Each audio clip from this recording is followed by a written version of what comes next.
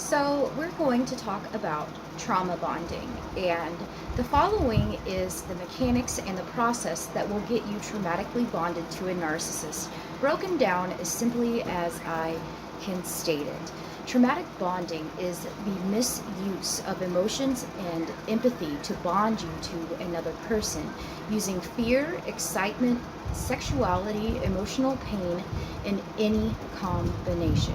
Traumatic bonding forms when four conditions are met: abuse or trauma, acts of kindness, perceived threats to life or a way of life. And those acts of kindness become a kind of hook that is locking you to your abuser, locking you in place when you would otherwise leave. They will break your heart. They will beat you up emotionally and physically. They will betray you.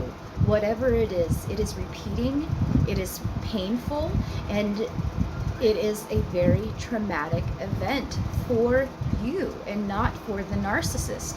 You expect this person to have your best interest at heart and in their mind, and assume that if only they knew that they were hurting you, that they would feel some kind of remorse and that they would stop this behavior.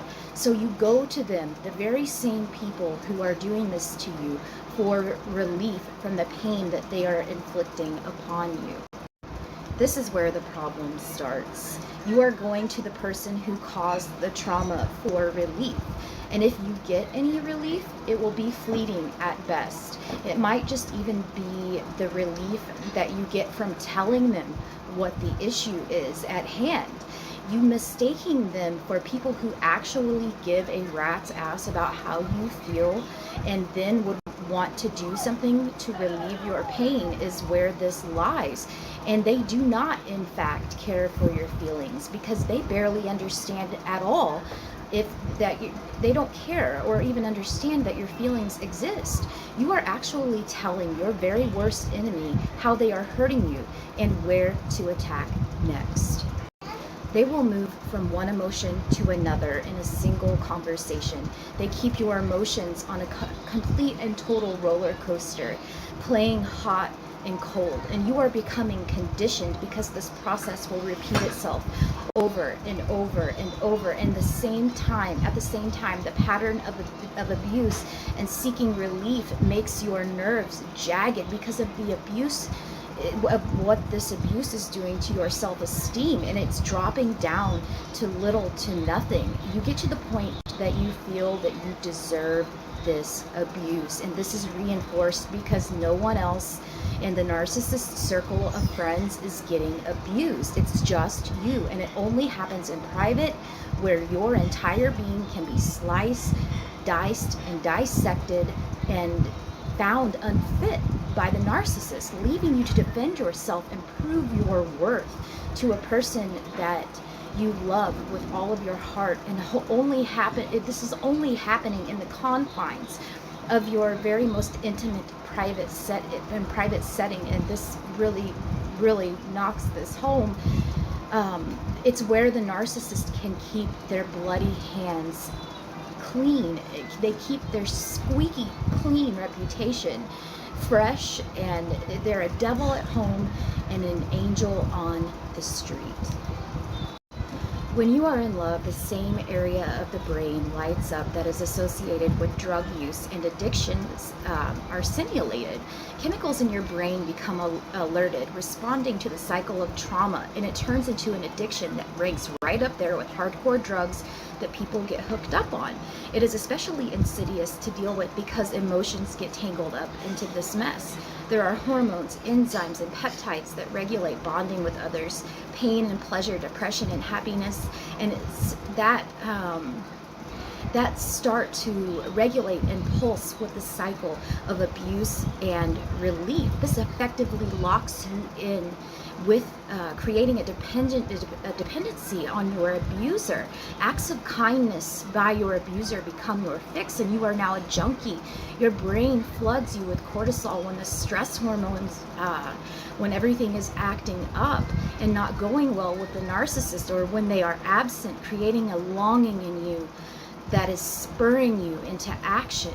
This is your brain chemistry changing, hard at work, trying to help you survive the emotional abuse that is processed the exact same way as physical abuse. The brain does not differentiate between physical and emotional abuse, and getting relief from the narcissist is now tied to your endorphins, your happy juice.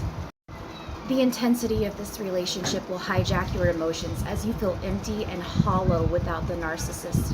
The release of cortisol increases your anxiety and stress levels in their absence. In addition, you start clinging to the narcissist because you believe, as your self-esteem is absolutely shredded, that no one wants you and that no one will. In fact, combining everything, people often can't imagine a life without the narcissist. It feels like intense love when you are traumatically bonded to somebody. Intense longing for the narcissist persists even after the relationship has ended, and great anguish, making them leaving them almost impossible. Traumatic bonding does not quickly release its coils that bind you. It goes beyond a cognitive decision at this point. This is a biochemical anchor holding you in place.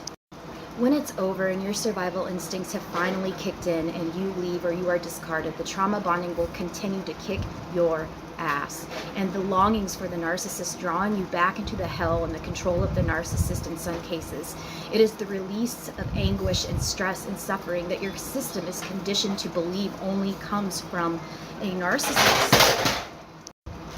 I know this doesn't make a lot of rhyme or reason because the brain is just following chemical commands that are released in this endless cycle.